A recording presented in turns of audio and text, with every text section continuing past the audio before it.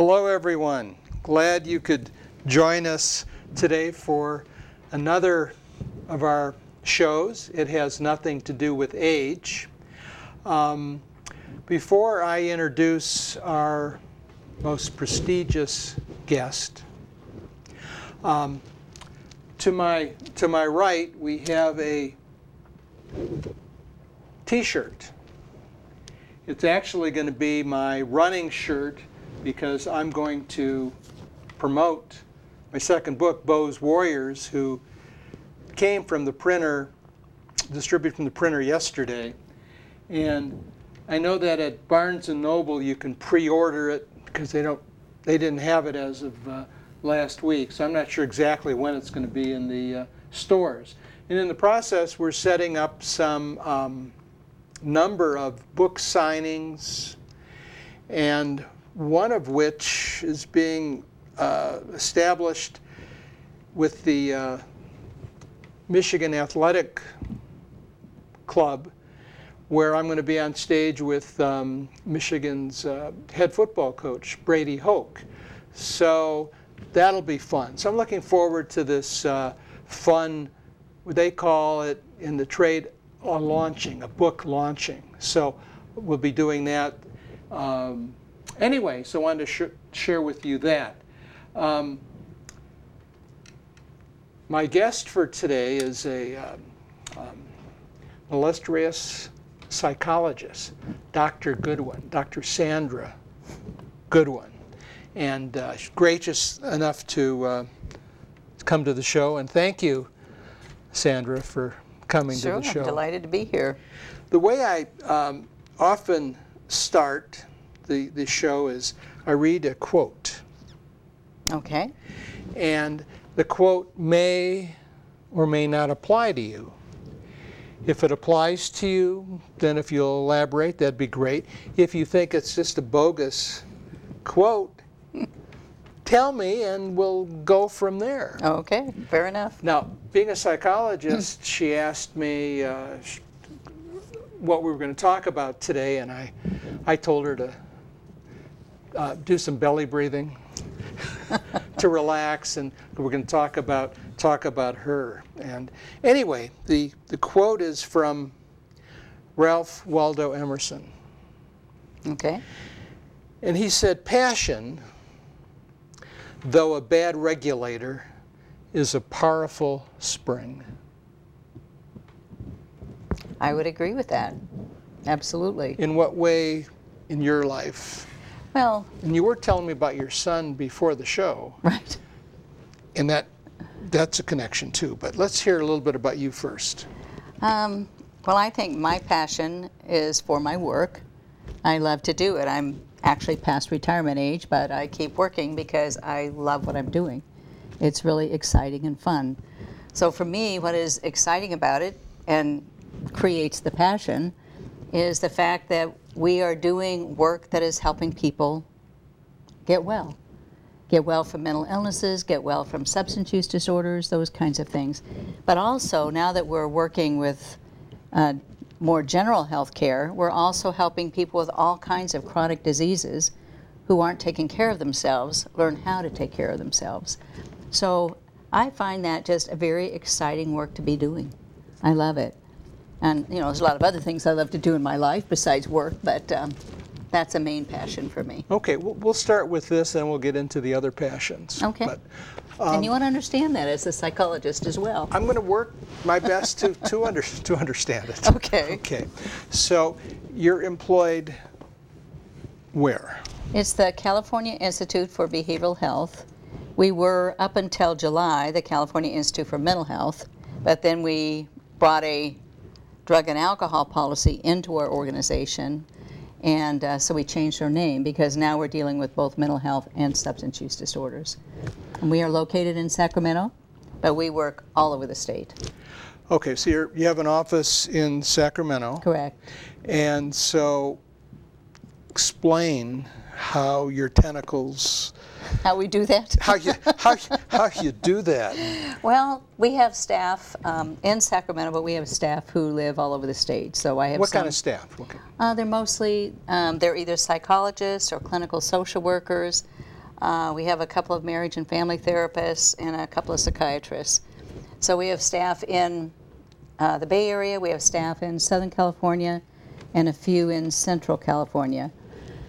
We work very closely with counties in California because counties, in this state at least, are responsible for providing mental health and substance use disorders. And so we work with them, and largely through them we learn what it is they're struggling with, what they're trying to learn, and then we will do research on that. We will either do our own, we'll do first kind of a review of the existing research, and if we can't find what we need, then we will create it ourselves. So what kind of research are you doing at the moment? Most of the work that we do is around, we create things that are called evidence-based practices, which are practices that have solid research behind them to work with a particular population with a particular problem. So if a county has that population, then we will teach them how to do that practice. Can you give us an example of a problem where a county might approach you? Well, one that's very popular is family services, because there is a desire on all of our part, I think, to keep children at home with their families when at all possible. So this practice helps people, helps the staff learn how to teach the parents to be better parents so they can keep their kids at home, and also helps teach them so they understand child protective services and they understand the other services that are available in the county. So that is an evidence-based practice that works very, very well. Then we have some other practices. We have one, this might sound more familiar to you, called cognitive behavioral therapy. And that's really working on how do you think about whatever problem you're dealing with, right? So you can think about it as, this is the worst thing that ever happened to me and I'm really depressed about it. Or we can work with the individual to help change the way they're thinking about it so that they start thinking about it in a very different framework. So it's no longer the worst thing. It's now something that just needs to be dealt with. And then we can get to where the person manages it, then pretty soon they're able to really feel like this is a positive thing about me instead of a negative thing about me. So is your staff consultants to the counties, or do you staff does direct service, or? We don't, the staff that we hire are people who've done a lot of direct service, because they have to really be knowledgeable about the field in order to work in this business. So we have some researchers whose background is primarily research, and they'll work with our practitioners to develop the research that they need to do to understand what's going to help this particular issue. Okay. But we also work around kind of what the policies and procedures are in an organization. Like we have some staff who go in and an organization will say, we're struggling and we're not sure why. So we'll send someone there who will work with them doing an assessment of the organization. And then we can figure out what we can do, and maybe it's someone else, not us, but if it is us, fine. Then we will provide that service to that organization. Is it exclusively counties? No, we also work with private providers, largely organizational providers.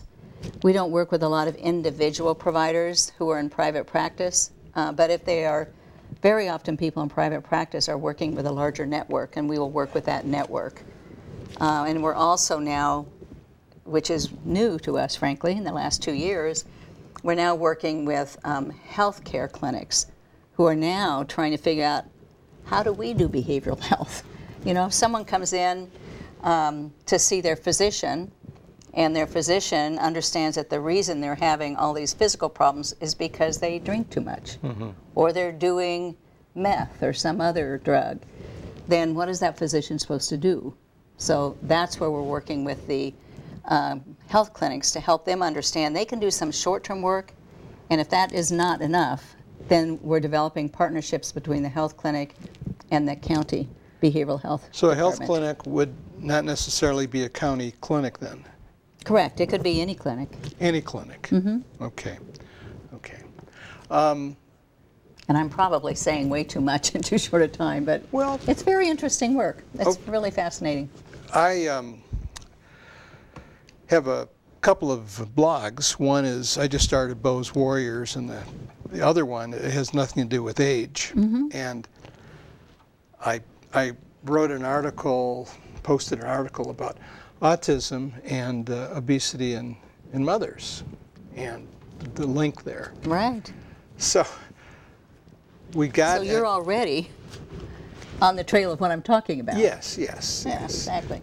Well, get a load of this. So this anonymous posted, autism doesn't exist, and psychiatry is a sham, and the drugs that are used are not helpful, and listed a number of sources, of course, like Groups Against Psychiatry. And I can guess what religion this is too, but I'm not going to say.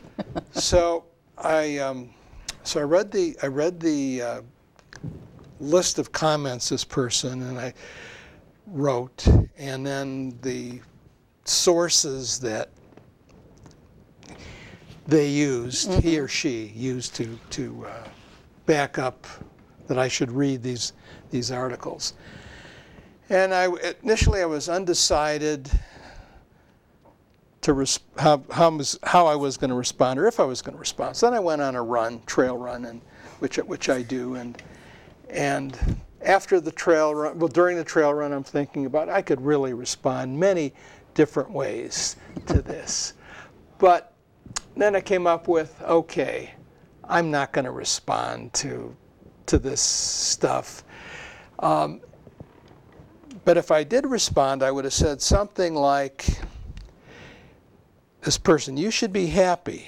You have things like autism and psychiatry to complain about, because that gives you meaning in your life. Otherwise, you would have no meaning. You have to be against something. But I decided, if the person put their name down, then I might have responded. But otherwise, let them to their delusions. Right. But so, yeah.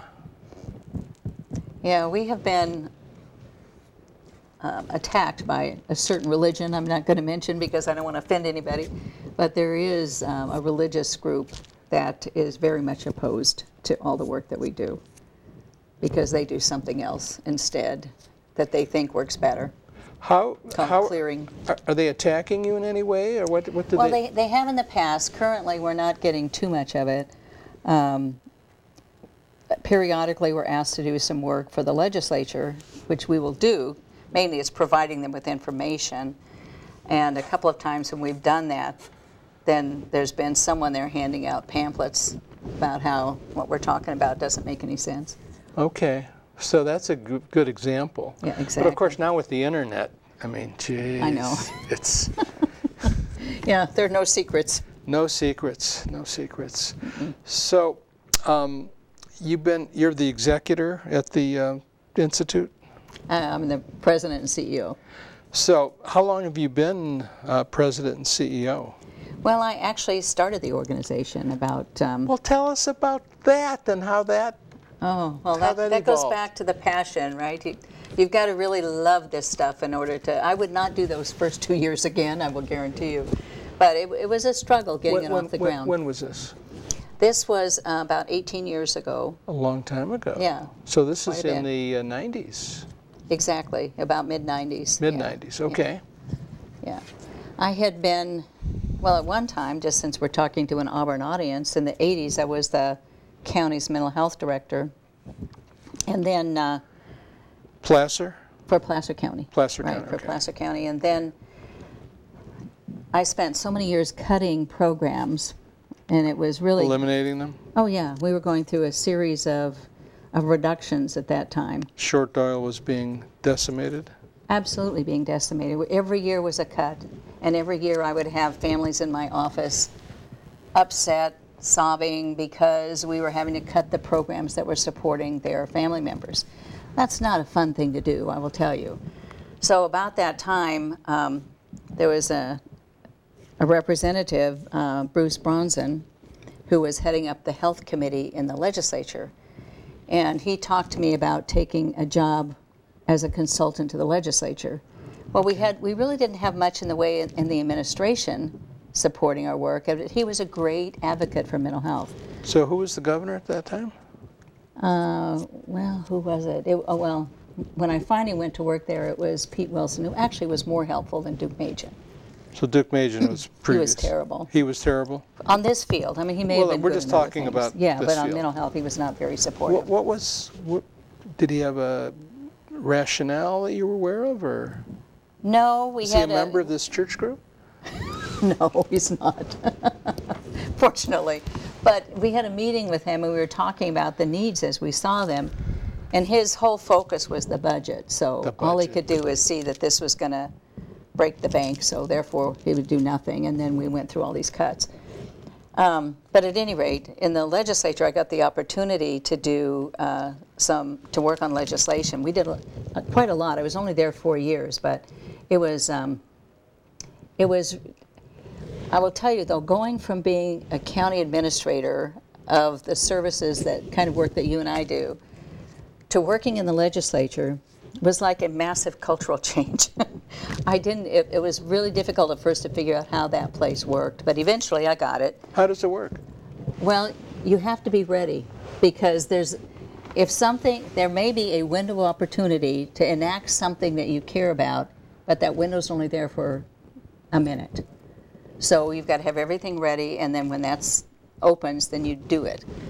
And that was fun. So and Bruce Bronson was wonderful. He was the health committee chair.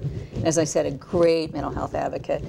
So it was great working with him, because he's a great politician and I had the technical information. So we did a variety of legislation. One of the things that we did, which I was most proud of, is we managed to take the mental health money, which prior to that time was like the largest unattached piece of the budget. So anytime the state couldn't balance its budget, they just cut that and cut that. Convenient. Yes. So we took it out of the budget. So it's no longer part of the state budget. And it's called realignment, but it's in a whole separate category Reframing. of funding. Yes, exactly. So that worked, and that was great. So then when I left there, as a county director, we had always had this desire to have an organization that was fully focused on just improving services. So that's when I started it. And we're a nonprofit organization, so I got a number of other people to go on our board of directors. And the first couple of years, I said, was really tough, and it was. In what way? In what way? Well, we had almost no money, and we had to pretend that we were really a fully formed organization, but we did it. Uh-huh. And then we started getting money in. What kind of monies do you operate Well, on? we have some very large contracts with the state, Okay. because we do most of the training and technical assistance for the state. And then we have foundation contracts, we have county contracts, we have contracts with community-based organizations, the provider groups. That's a job in itself. Yes. And it's, as I was telling you, when I do finally getting around to retire, I want to go back to working with people, because I didn't go into this business to manage money. And that's Is that what you're doing now? That's a lot of what I do, unfortunately. Okay. Okay. But you know, I can see that the money is going to the services that I care about. So, you know, that part makes it fulfilling. So you can rationalize Of course. that you're doing. Of course. Okay. So tell us how this organization developed then. Well, we started out with a very small amount of money from the counties. I think we had like $150,000 to get started. And then from there, we started getting foundation grants, because we could work with the services on the ground in a way that other organizations could not do, because we were connected closely to them. So we got the California Wellness Foundation, the California Endowment, the California Healthcare Foundation. All of those started putting money into the work that we're doing. And then we worked out an arrangement with the state, because they didn't have the capacity to do what we do. So they started paying us for that too. And now we also had some federal grants. So you're well funded now then, right? Yes, yeah, we're doing pretty well now. Doing okay. Okay.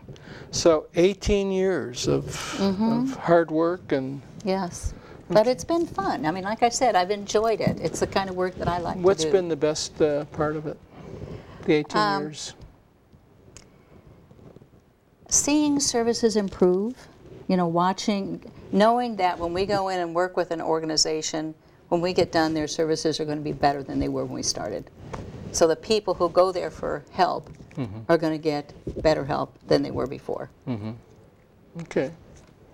That's my reward. That's your reward? Right. So research supports this, or? Yes. Yeah, because a lot of times we're out we're out in the wilderness trying to figure out something that nobody's figured out yet.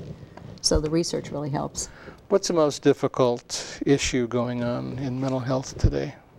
Or behavioral health? I think the integration work is very difficult because it's so new. Explain this. Yeah, mental health has always been its own thing. Substance use disorder treatment, its own thing. And the rest of healthcare was a much larger thing, right? Very separate entities. Now we're bringing it all together. We're reconnecting the head to the body, which is a great thing to do. It is. But it's a complicated thing because they're very different cultures. They approach work in a very different way. Like if we do training with a group of primary care physicians, all they want to know is, what shall I say, what shall I do? What shall I say, what shall I do? They've got 15 minutes, 20 minutes maybe. So they want a script. They want it like now. Just tell me what to say and what to do. If you're working with a psychologist or a clinical social worker, they want to get into the detail of it. It's a much different kind of training.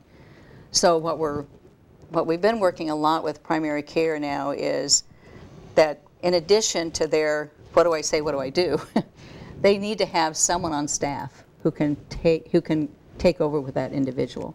If you've got someone who's got a serious substance use problem, or you can see the elements of schizophrenia developing, you need someone who can really address that.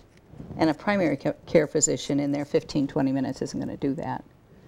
So, but they can do a quick screener, and if they see indications, they can introduce you to this person who's now going to work with you. Well, at one point, it may still exist, you'd see your primary care physician. Right. But if they made a referral to a specialist, that was a no-no. Because they were attempting to manage the care. Right. Does this not exist today?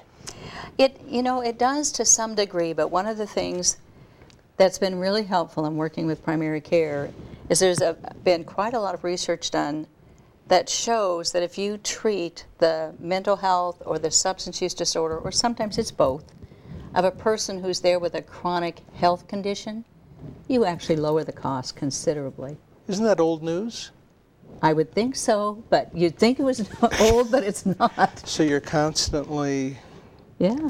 reinventing, or not necessarily reinventing, talking about But we're showing the research that demonstrates that to be true. And it's so people in physical health and the medical field are getting it? yes.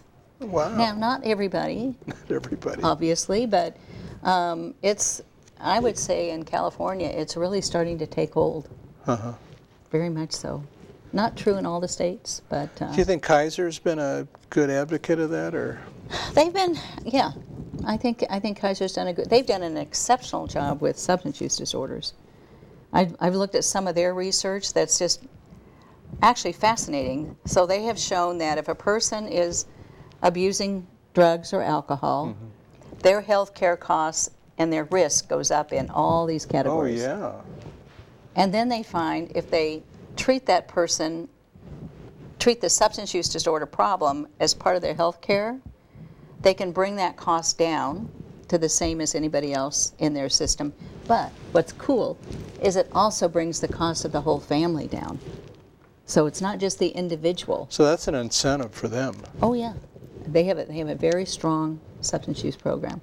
How about the UC system, mental health system, or the physical health system, UC? Well, we work quite a bit with UC Davis. Okay. There's a great, he's kind of both physician and psychiatrist there. His name is Sergio Aguilar-Garciola, and we work a lot with him. In fact, he's on my board of directors. We work a lot with him and work a lot with the UC Davis system. They're doing pretty well. They're one of the things that we've found is that with these large health systems, they will often want to start pain management clinics, and they will come to us for what do we need to do about the behavioral health part of this, because it is a key part of managing pain. Without a doubt, yeah. And of course the relationship between the abuse with the people in pain. Oh, yes. There's a relationship there. Yes, there is. Yeah. And people self-medicate with whatever they can get their hands on. We have that down here in our country. Yes, we do. Okay. Okay. Is there what would be the difficult challenges to your position at this particular point? What would be the... Oh, it's always a challenge to work with general health care and help them understand why behavioral health is important in the work that they do. So while I think we're really kind of turning the corner in California, it's still a challenge. It's not always easy to do. We've done a lot of work around what is the business case for bringing behavioral health into overall health care. But the other part of it is helping people like me or you, who I was trained as a psychologist, so how do I work in a primary health care setting? It's a very different environment. So we've developed a whole curriculum for training people to work in that environment. And not easy. I wouldn't say it's easy. It's not been a easy path at all, but again, we're getting there.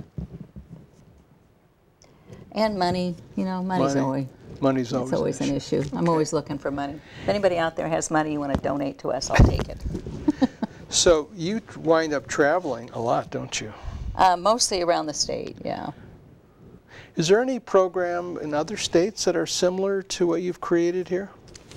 No, and Texas is trying to create something through a foundation in Texas, so they've talked to us a lot.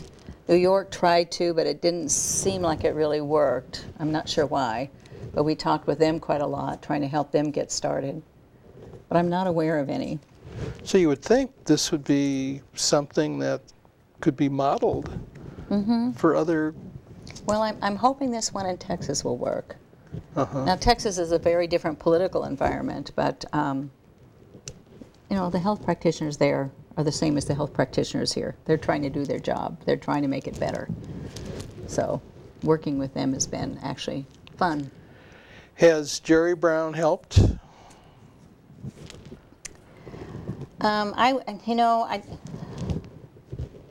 He's helped in that he's helped to balance the budget, so it's not such a massive problem anymore. But as far as, is he a mental health advocate or behavioral health advocate or not? I don't think so. He's not? That's surprising. I don't even think he's a health advocate. But personally, doesn't he lead this healthy life? He does, and I'm not sure why he's not a great advocate for health or for behavioral, certainly not for behavioral health. But he's not bad on the issue. He's just not real good. He's not someone I would turn to for help. Our biggest champion has been Senator Steinberg, Senator Darrell Steinberg. He's been wonderful. Unfortunately, he's terming out. Is he? Right, but he's been the Senate Pro Tem. Okay. And he's been a wonderful advocate for us. Is there somebody else coming up that you're looking? We are looking. You're looking. You're looking. We're looking. So that's important then. Oh, sure. That's important. No, you need political support to make any of this work. Okay. So you must be good at the political part of it now, by now. 18 years? I wouldn't say it's my favorite. But, you do what you have to do. One of my friends used to be run the parks in California. Oh. And he has stories of dealing with this was under Pat Brown, dealing with these issues. And he actually worked with Wendell Roby. Oh, really? Yeah, in my book, it has nothing to do with age. Fred Jones deals with the Tevis, and that Wendell was attempting to recruit Fred for the Tevis and so forth because Fred ran the park system. Right. And so he helped lent through Drew Barner, was it Drew Barner or was it, no, Paige Harper. Fred was able to ride one of Paige Harper's horses. On the Tevis? Well, yeah, to train for the Tevis. Oh, good. Yeah, so anyway, but Fred has political stories that were cute. Oh, I can well imagine. Yeah. Okay, so you were 18 years at current job as a Placer County mental health director. How long did you do that? About 10 years. 10 years. Okay. How did you get that position? You know, it's interesting because I grew up in Huntington Beach, Orange County, California, other side of California, and we're gonna get to some of the fun stuff. Okay. Well, I went back east to school, and in the meantime, my father came up here, and he had gold mines all over Northern California, and so he's a businessman. Right. Okay. We would come up and visit a lot, and I just loved this area. I really enjoyed it, and Huntington Beach was growing into, it was a small town, kind of a funky little place, and then it just blew into. You mean growing up it was small? Yes. Okay. Oh yeah, and then as I got older, it kept getting bigger and bigger, and now it's part of the Southern California sprawl. It's just, you know, you can't even see the lines between the towns. And I just liked this environment. And as it turned out, someone I knew from back east was here and heard about a job opening, a program manager job for what was then called Sierra View. It was an organization that contracted with the county to do all their services. So I applied for that job and got it. So we Were came you here. doing clinical work at that point? Yes. Okay, so you're through a school Yes. doing clinical work Southern California or back east? No. We were, well, I went to Chicago for 3 years because my husband wanted to go to law school there. Okay. And so I was really done with being in the East and in the Midwest. I just really wanted to get back to California. So as soon as I saw this job opening, which is about the time he was finishing school. Placer County. Yeah, so I took the job, came here, Okay. and lived here ever since. So what was the challenge for being the mental health director in Placer County at that time? The biggest one was the one I was sharing with you. I mean, I had great staff. I had wonderful people that I worked with. But we were going through budget cuts every single year, which meant we were reducing programs. That was really, For that was 10 tough. years you did this? Yeah. Wow. How did you? Well, we would kind of go through and look at where we would try to look, you know, what we'd try to do is trim on the edges, right? Not really reduce, not eliminate something, but just trim it. And, you know, and eventually end up you've just got to eliminate that, and then you've got to eliminate that. It was really rough. And the supervisors in the county were incredibly helpful. They were really supportive. But they didn't have a lot of money to throw at the issue either, so we just kept cutting. And, you know, it was just, it's heartbreaking to cut programs you know are supporting a group of people, and then, you know, like I said, those families would come in and talk to me, and they'd be sobbing. And there's nothing that makes you feel worse than that. So you've been up in this area since the mid-'80s, right? Actually, Or before? late 70s. Late 70s, okay. So let's go back to Huntington Beach. That's where you were born? Right. So tell us a little bit about growing up in Huntington Beach.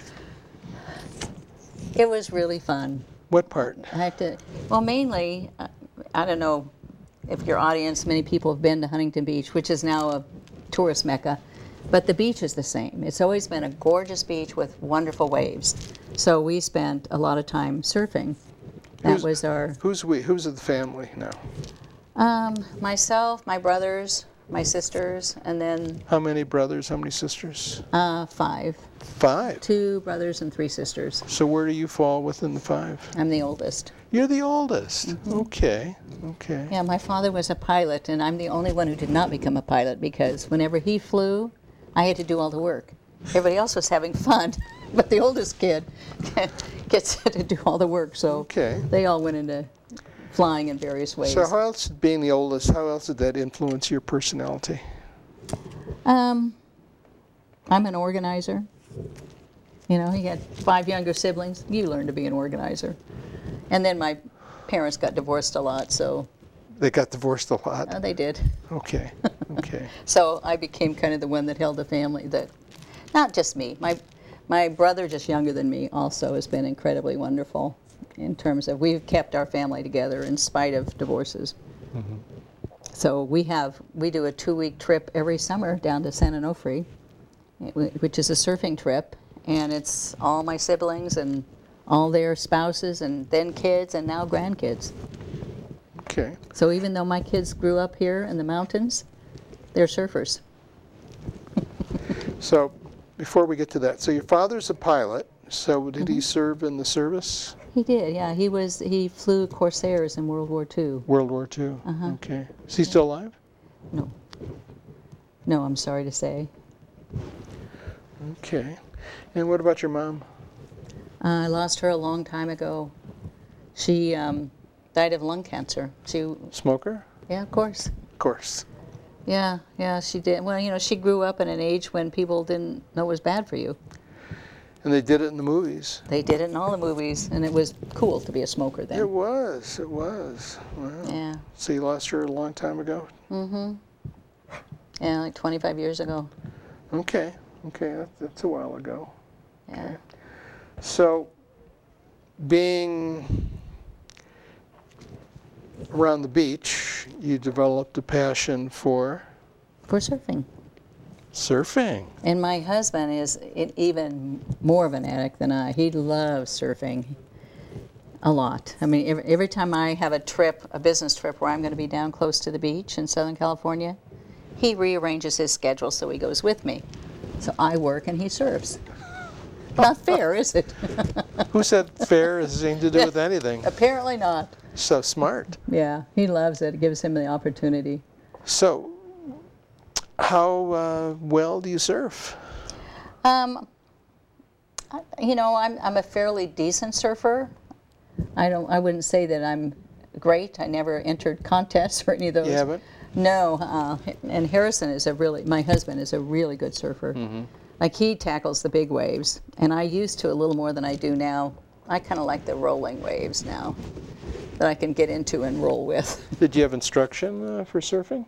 No, we were just kids. That's what everybody did in Huntington Beach. Everyone? Pretty much. That was the thing that we all did in school. You know, we'd meet down at the beach and go surfing. And Just then like that night just have like those movies with Sandra D. and is that what you're saying? Frankie Kind of Avalon? like that. Huh? Kind of like that. Yeah. We had They didn't- bonfires at night. They call you Sandra D? No, they didn't. They did. But But it was much more casual then. It wasn't the big thing that the big what? I don't know. It's now like a trend where everybody all over the world talks about that. But then there weren't that many people who did it. It's just those of us who lived at the beach did. so you lived at the beach. Yeah. Okay. Anything else in high school that you did? Oh, well, I did all the usual stuff. You know, I went to Girls State, which was really fun. You know, Huntington Beach is a very old high school. It's been there now over 100 years. It's that old. Yeah. You know, at one time, the town was was kind of owned by Chevron, Standard Oil, Okay. because there was huge oil rigs everywhere, and half the town worked for Standard Oil. They built the high school. They built the grammar school. You know, they built all kinds of stuff for the town. So why was it called Huntington Beach? Should have been called Standard Oil or something. You would think so. Yeah. What was his name? Colin P. Huntington. He had a train that went to Huntington Beach, and that's where he went for the summers. Okay. Collis. Is it Collis or Colin? Collis, Pete Huntington. He I was the think. Standard Oil guy? I don't know if he was a Standard Oil. Yeah, you know, I think he was. Uh-huh. Yeah, but he was a very wealthy guy. Had to be, yeah. Yeah. And he had a little, He had his own train pretty much. Yeah, other people could use it, but it was built for him. built for him. Okay. So any high school sports other than the surfing? Oh, I played volleyball and tennis and softball. Okay. But when I was in high school, girls didn't play many sports. In fact, You're not that old. Oh, yes, I am. No question. Yeah, no, it was funny because it was almost considered a bad thing to be involved in sports. Although I always enjoyed it, it wasn't something that girls did. So who reinforced it in the family then? Somebody had to make it okay. Well, probably my mother. My mother did not like all of those restrictions on women. So she was always the one saying, do it anyway, do it anyway. That's what you say? Oh, yeah. And how about your father? He was actually very supportive. He always has been. He was just a good dad. Apparently they were lousy spouses, but they were great parents. Was he into sports or athletics? He was a very athletic man, but most of his he didn't do organized athletics, but he was very involved in like his mining work. He was very physical work. He'd be very involved in all of that, even though he was the business guy. He was in the middle of all of that work, and he always rode horses. He's the one who got me into horses. At what age? For me, Yeah. always. So in Southern California, you were riding. Yes. Where'd you go riding? Yes, and we would go to a place called O'Neill Park. Where was that? In LA? It's in the mountains in Orange Okay. County, Okay. and they had horses there that we would go out and What ride. kind of horses?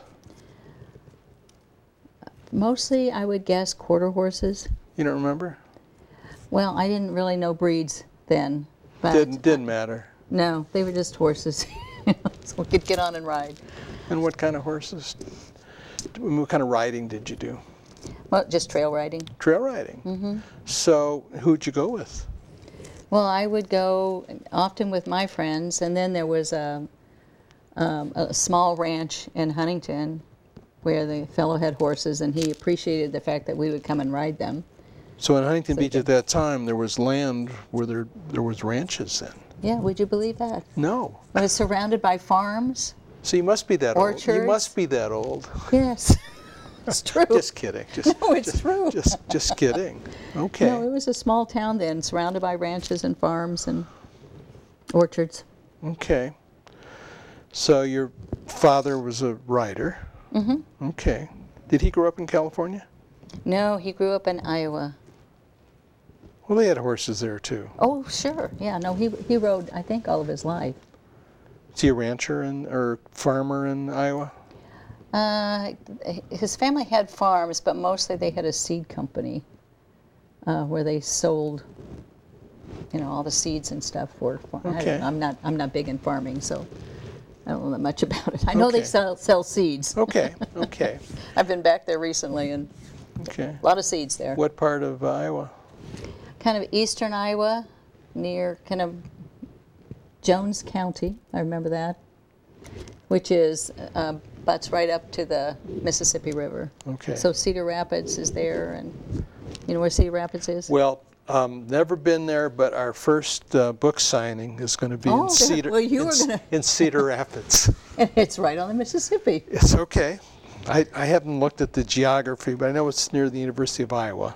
That's right. Yeah, and Tom Darden, who's in Bo's Warriors, just sent me an email. He said, "Yeah, I'll pick you up, and I'll be in different shoes, and I'll wear my chauffeur's hat and so forth." And this Darden was All-American at Michigan. He was All-Pro for the Cleveland Browns, and just a real neat guy. So he's going to be my chauffeur. Yeah, Oh, sure. cool. That'll sure. be fun. You'll enjoy that. It will be fun. And so he's running, and he said, "Yeah, I've been doing these 40s 440s he's talking about. I said, well, I'm not going to run 40s with you, but I'll do a long trail run with you. He says, no.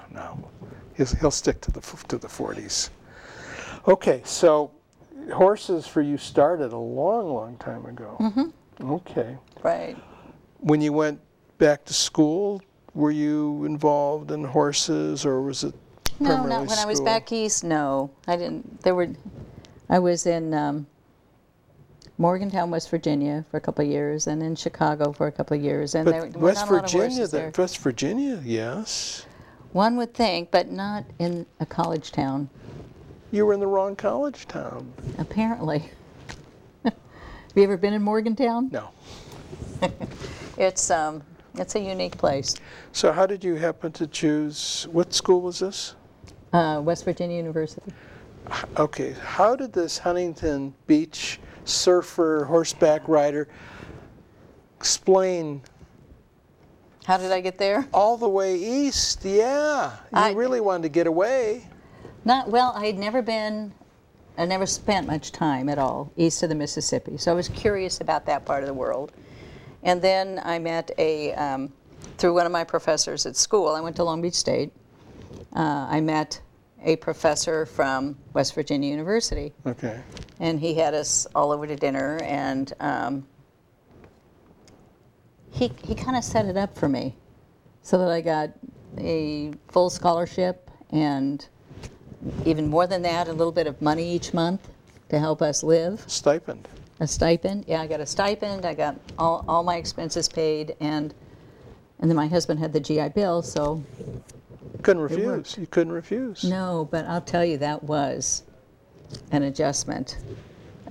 It's such a different culture. It was like going into an outer space world.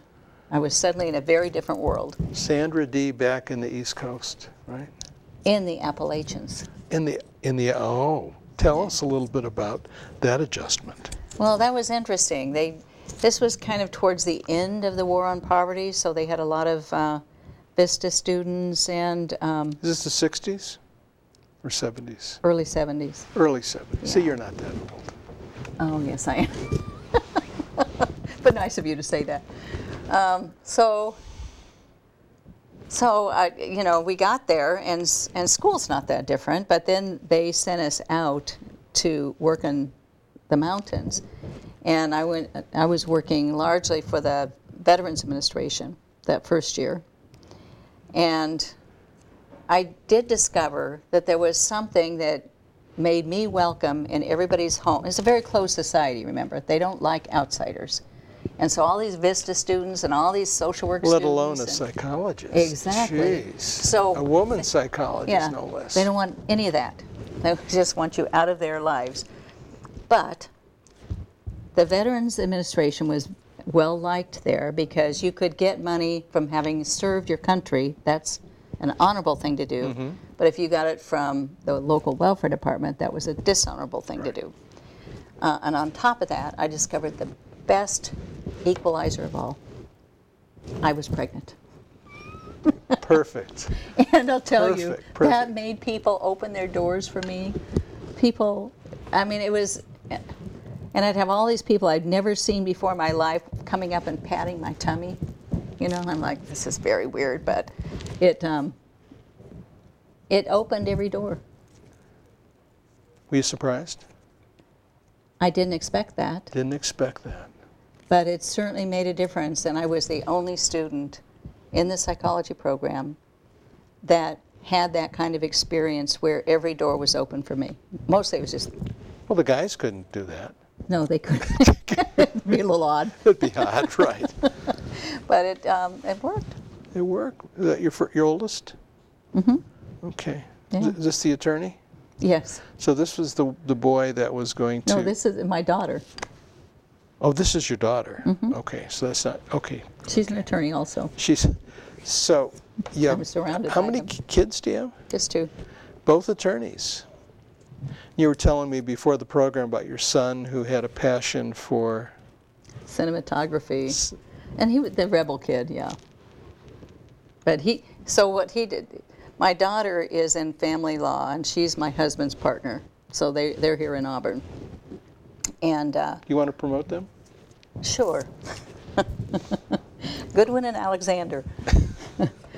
They're they do family law here in And they're right down the in block, Auburn. too. Right? Yeah, no, they're right here, right across the street from the courthouse. And then my son is in the Bay Area, and he is a criminal defense attorney. And he really loves that. He really enjoys it. So what's it like to be a psychologist surrounded by Well, attorneys? the good news is, The good news. You start with the good news. yeah, so my daughter fell in love in law school, of course, so she's married to a guy who's a prosecutor in El Dorado County. And then my son, however, had the good sense. The good sense. Yes, he married a marriage and family therapist. So you have an alliance. Yes. Thank goodness. I know, isn't that nice? That is. What would I do with all these attorneys around me? That was, your son was smart doing that. Yes. Yeah, that's great. And Okay. she's great. I really enjoy her a lot. Well, tell us a little bit about up here that you're not doing too much surfing. No, but we go south a lot. I don't surf in the north. As you know, I don't like the cold water. Okay. So you have to do these trips. Yes. These surfing trips. Yeah. What about your riding? Your equine activities at the moment. I really enjoy my horses. We've got them. Well, you've been there. I've got a barn there, and I've got my horses out there. I have an Arabian, and I've done lots of endurance riding over the years. I really enjoy that. And we just got a horse for my grandson. He's really enjoying that. So I ride mostly trail riding on the weekends. Take off and do that. You gonna ride during the week? Not a whole lot, unless I can. I don't have anything I have to do at work. I can stay home and ride my horse. But I have a great horse. Really good guy. He's about 12 years old. Really pretty Arabian. I bought him. Actually, I've had Arabians always, and I bought him thinking I have found a mellow Arabian. Really? Yes. Well, some are more mellow than others. Well, that's before I fed him. I discovered he was just starving. He was starving. No, it's like any other Arabian. Keep him starved. Yeah, it doesn't work. He loves to eat, but he's like any other Arabian now. He's sweet as anything on the ground, and Arabians are really lovable horses. They really bond well with you, but you get him out on the trail, and he turns into a different creature. What kind of creature? He likes to run. He just likes to go. He wants to go fast. Well, that's what they do. And if I don't let him, then he wants to buck me off. Well, they But if he bucks me off, he stops. He's like, "Oh, I didn't mean to do that." Yeah. Get on so I can do it again. Exactly. Right. Okay. All right. So, are you doing any planned endurance rides at the moment? Not at the moment. My husband's horse has developed a problem in his navicular bone. Ooh. But it's interesting. They're doing a treatment on him where they took blood out of his body and put it into a centrifuge, and then they insert. They have to knock him out every time they do this, or at least sedate him really heavily. But then they insert the red blood platelets directly into the bone. And the idea is this is going to help the bone regenerate. Who's doing this? Loomis? Loomis Basin, yeah. Okay. Yeah. How's the treatment progressing? So far, the horse is doing well with it. Okay. What we don't know, and we won't know for a couple of months yet, is if it works. If it works, yeah. Hoping so, because he's a great horse. Uh-huh. I don't know if you've ever, it's the big, he's half Arabian and half spotted horse, Appaloosa. Spotted horse. He's got all the spots, but he got the best of the both breeds, I think. But he's now not doing anything for at least another 6 months. Okay. How many horses do you have now? 6. 6. They all get ridden? Yeah, well, my daughter rides. She's been riding for years. Now my grandson's riding. She doesn't live with you. Oh, she lives about half a mile away. So she's also in the trails? Yeah. Oh, okay. Yeah. So that's convenient. Yes, it is. I get to see my grandkids a lot. You do. Yeah, So very nice. So teaching them to ride? She's teaching them? Okay, okay. Yeah, my grandson rides pretty well, and my little granddaughter, who's only 5, is now starting out, and she loves it. She really enjoys it. So you think this is going to take over versus the surfing? Hard to say, because they're both surfing already too. The 9-year-old's pretty good. The 5-year-old we just started this summer with her. But we have an adult, small waves, and you have this surfboard, and you got an adult puts the kid on the board and kind of pushes them into the wave, and then we've got another adult there ready to catch them if they fall off. So that's how they start. Is that how you started? No, we didn't have adults to help us then. So how did you start? We just went out and did it. It's different. Gradually got better. It's different today, isn't it? Quite a lot. Parents are different today. Yeah, parents are different, and they do different things than they used to. Yeah. My parents never did any of this stuff, except for writing. My dad did a lot of writing. Okay. Okay. Is there anything you want to share with the audience about what we didn't talk about? I don't think so. We sure talked about a lot in a short amount of time. Yeah. I don't know, but I would agree. This has nothing to do with age. I will agree with that. What does it have to do with? I think it has to do with keeping yourself in shape. It has to do with being focused on what you want to do. I've seen a lot of people that are the same age as me that, to me, look ancient. And I think to myself, it's like they've given up on life. They've just given up on life. And they're just into this settled, I'm retired now, so I don't do anything. And I like your way of doing it better. Thank you. Thank you. Much better. Thank you. You know, why wouldn't you keep active? Why wouldn't you want to do things? I don't understand people who, well, I guess I understand it, but I don't agree with it. You should understand it by now. I know, but I don't want that for me. Okay. So, work-wise, is there going to be in the next 10 years, are you going to be working? I'm going to continue doing what I'm doing for a couple of years yet. You see that for a couple of years? Right. I see at least about 2.5, maybe 3 years that I'm going to keep doing this. And then when I stop doing this, like I was saying to you earlier, I would like to go back to direct practice with people. That's what I want to do when I finally do retire out of this job, because that's what I went into the work to begin with for. Right. You know, I like that. I like working directly with individuals and families and couples. I think that's all really interesting. So I'd like to go back to doing that. Maybe not full-time. I want to give myself more flexibility than I have now. And I don't have much now. You've been working a long time. Oh, yeah. Full-time a long time. Mm-hmm. So you like it? I love it. Yeah. Okay. Well, thank you, Dr. Goodwin. It's been a pleasure, Dr. Lieberman. Glad that you made our show. And thank you for watching. We hope you enjoyed Sandra and learning a little bit about psychology, learning a little bit about what she does, and she's open for donations. That's right. So thank you, and we'll see you another time.